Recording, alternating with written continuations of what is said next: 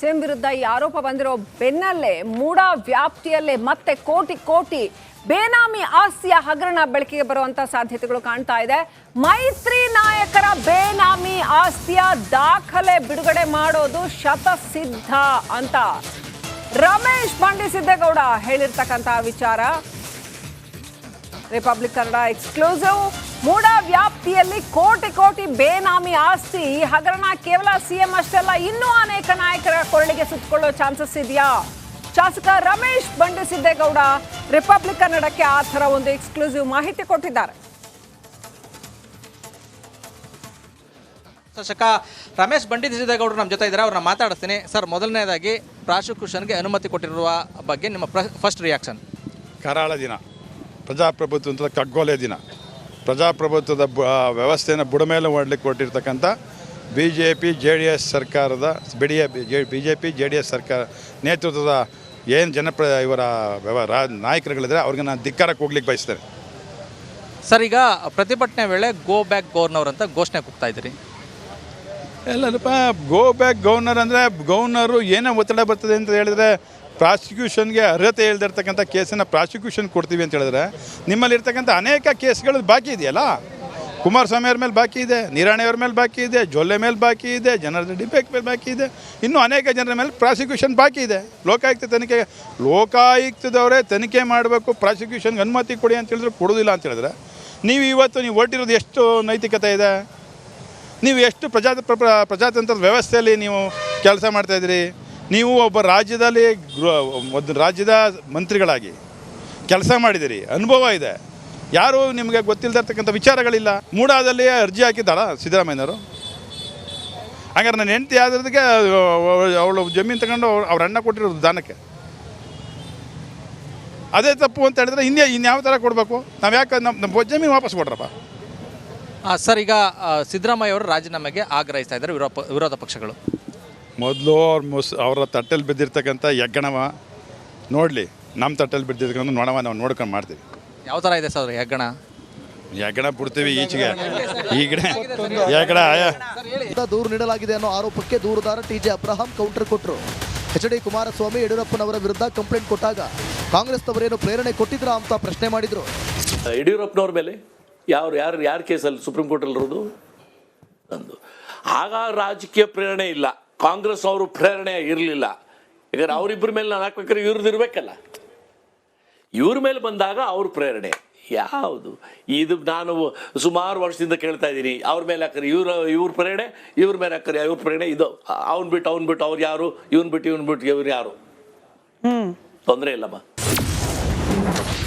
ಸತ್ತವರು ಡಿನೋಟಿಫಿಕೇಶನ್ ಮಾಡ್ತಾರ. 2001ರಲ್ಲಿ ಮೂಡ ಆಲ್ರೆಡಿ ಸೈಟ್ಗಳನ್ನ ಹಂಚಾಯ್ತು. ಸ್ಮಿತಾ ಅವರೇ, ರೋಡ್ ಮಾಡಿ, ಪಾರ್ಕ್ ಮಾಡಿ, ಸೈಟ್ಗಳನ್ನ ವಿಂಗಡಿಸಿ, ಸೈಟ್ಗಳನ್ನ ಹಂಚಿರೋ ಜಾಗವನ್ನ ನೀವು ಕೃಷಿ ಭೂಮಿ ಅಂತೀರಾ? Simple question. ಸೊ ಕೃಷಿ ಭೂಮಿ ಎಲ್ಲಿತ್ತು?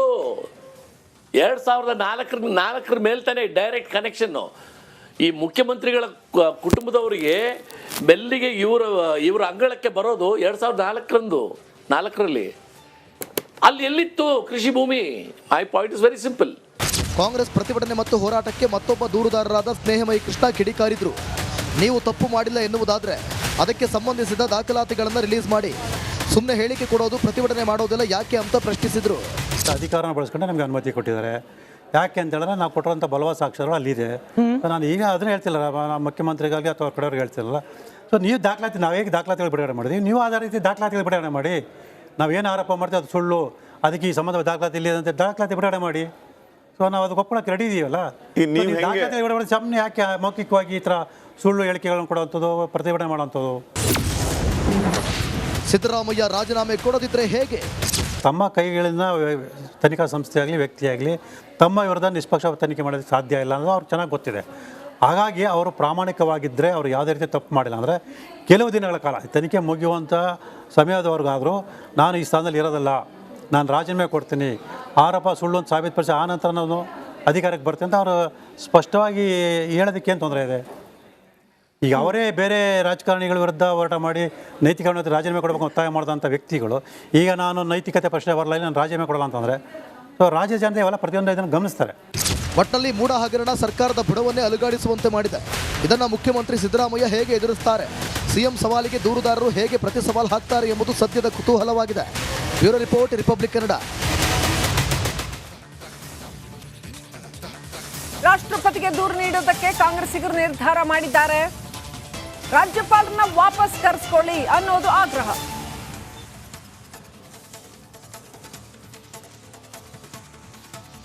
ರಾಜ್ಯದಿಂದ ವಾಪಸ್ ಕರೆಸ್ಕೊಳ್ಳಿ ರಾಜ್ಯಪಾಲರನ್ನ, ಅವರು ಸಂವಿಧಾನಿಕ ಹುದ್ದೆಯನ್ನ ದುರುಪಯೋಗ ಪಡಿಸ್ಕೊಳ್ತಾ ಇದ್ದಾರೆ ಅನ್ನೋದು ಕಾಂಗ್ರೆಸ್ ನಾಯಕರ ಆರೋಪ. ಇದನ್ನ ಬಹಳ ಅಗ್ರೆಸಿವ್ ಆಗಿ ಮಾಡ್ತಾ ಇದ್ದಾರೆ ಅವರು. ಮೊದಲು ರಾಜ್ಯಪಾಲರನ್ನ ವಾಪಸ್ ಕರೆಸ್ಕೊಳ್ಳಿ ಅಂತ ದೊಡ್ಡದಾಗಿ ಆಕ್ರೋಶ ವ್ಯಕ್ತಪಡಿಸ್ತಾ ಇದ್ದಾರೆ, ಪ್ರತಿಭಟನೆ ಮಾಡ್ತಾ ಇದ್ದಾರೆ. ಇದು ಮೊದಲನೇ ಆಯಾಮ.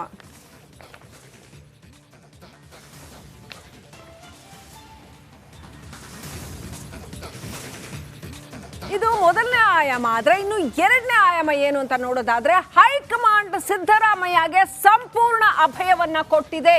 ನಾವಿದ್ದೀವಿ, ನೀವೇ ಹೆದರ್ಕೊಬೇಕಾಗಿಲ್ಲ, ಯಾವುದೇ ಕಾರಣಕ್ಕೂ ನಿಮ್ ಕೈ ಬಿಡೋದಿಲ್ಲ ಅಂತ ಹೈಕಮಾಂಡ್ ಸಿಎಂ ಸಿದ್ದರಾಮಯ್ಯಗೆ ಸಂಪೂರ್ಣ ಅಭಯ ಕೊಟ್ಟಿದೆ ಅಂತ ಹೇಳಲಾಗ್ತಾ ಇದೆ. ಸಂಪೂರ್ಣವಾಗಿ ಸಪೋರ್ಟ್ ಮಾಡ್ತಾ ಇದ್ದಾರೆ ಹೈಕಮಾಂಡ್ ನಾಯಕರು ಸಿದ್ದರಾಮಯ್ಯ ಅವ್ರನ್ನ. ಶತಾಯ ಗತಾಯ ಸಿಎಂ ರಕ್ಷಣೆಗೆ ನಿಲ್ತೀವಿ ಅಂತ ಟೊಂಕ ಕಟ್ಟಿ ನಿಂತಿದ್ದಾರೆ. ಅದು ರಣದೀಪ್ ಸಿಂಗ್ ಸುರ್ಜೇವಾಲಾ ಇರ್ಬೋದು ಅಥವಾ ರಾಹುಲ್ ಗಾಂಧಿ ಇರ್ಬೋದು, ಇನ್ನು ಅನೇಕ ಕಾಂಗ್ರೆಸ್ನ ಹೈಕಮಾಂಡ್ ನಾಯಕರುಗಳು ಎಲ್ಲರೂ ಕೂಡ ಸಿದ್ದರಾಮಯ್ಯ ಅವ್ರನ್ನ ಬಹಳ ಸ್ಟ್ರಾಂಗ್ ಆಗಿ ಸಮರ್ಥಿಸ್ಕೊಳ್ತಾ ಇದ್ದಾರೆ. ಮತ್ತು ಆ ಥರದ ಒಂದು ಮೆಸೇಜ್ ಅನ್ನ ಬಹಳ ಕ್ಲಿಯರ್ ಆಗಿ ಮೊದಲಿನಿಂದಾನು ಕೂಡ ಮೂಡ ಹಗರಣದ ವಿಚಾರದಲ್ಲಿ ರಾಜಕೀಯ ಆರಂಭ ಆದಾಗ್ನಿಂದಾನು ಕೂಡ ಪಾಸ್ ಆನ್ ಮಾಡಿದ್ದಾರೆ ಪಾರ್ಟಿಯ ಕಾರ್ಯಕರ್ತರಿಗೆ. ಏನಂತಂದ್ರೆ, ನಾವು ತುಂಬಾ ಸ್ಟ್ರಾಂಗ್ ಆಗಿ ಸಿದ್ದರಾಮಯ್ಯ ಅವರ ಬೆನ್ನಿಗಿದ್ದೇವೆ ಅನ್ನೋ ಮೆಸೇಜ್ ಅನ್ನ ಕಾಂಗ್ರೆಸ್ ಹೈಕಮಾಂಡ್ ಪಾಸ್ ಆನ್ ಮಾಡಿದೆ.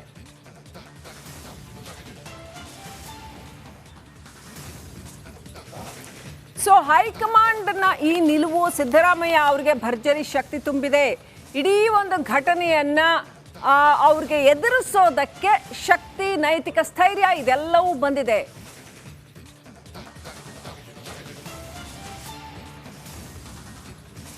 ಕಾಂಗ್ರೆಸ್ ಒಗ್ಗಟ್ಟಾಗಿ ನಿಂತಿರೋದನ್ನ ನೋಡ್ತಾ ಇದ್ದೀವಿ ಬಹಳ ಕ್ಲಿಯರ್ ಆಗಿ. ಅದೇ ಈ ಹಿಂದೆ ನಾವು ನೆನಪಿಸ್ಕೊಳ್ಳೋದಾದ್ರೆ, BS ಯಡಿಯೂರಪ್ಪನವರ ವಿರುದ್ಧ ಇಂಥದ್ದೇ ಒಂದು ಆರೋಪ ಬಂದಾಗ ಅವರು ಅದನ್ನ ರಾಜಕೀಯವಾಗಿ ಫೇಸ್ ಮಾಡಬೇಕಾಯ್ತು ಕರ್ನಾಟಕದಲ್ಲಿ. ಈಗ ಕಾಂಗ್ರೆಸ್ನಲ್ಲಿ ಸ್ವಲ್ಪ ವಿಶೇಷ ಏನು ಅಂತಂದ್ರೆ, ಹೈಕಮಾಂಡ್ ಸಾಲಿಡ್ ಆಗಿ ತಮ್ಮ ಸಪೋರ್ಟ್ ಅನ್ನ ಎಕ್ಸ್ಪ್ರೆಸ್ ಮಾಡಿದೆ.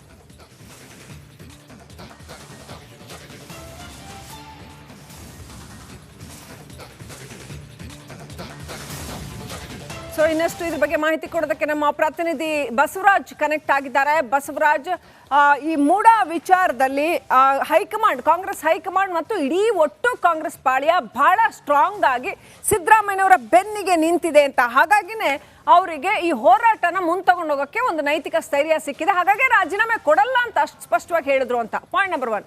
ಪಾಯಿಂಟ್ ನಂಬರ್ 2, ರಾಜ್ಯಪಾಲರನ್ನು ವಾಪಸ್ ಕರೆಸಿಕೊಳ್ಳಿ ಅಂತ ಏನು ಹೋರಾಟ ಮಾಡ್ತಾ ಇದ್ದಾರಲ್ಲ, ಅದು ಯಾವ ಆಧಾರದ ಮೇಲೆ ಹಂಗೆ ಹೋರಾಟ ಮಾಡಕ್ ಬರುತ್ತಾ? ಅದಕ್ಕೆ ಸಂವಿಧಾನ ಏನ್ ಹೇಳುತ್ತೆ?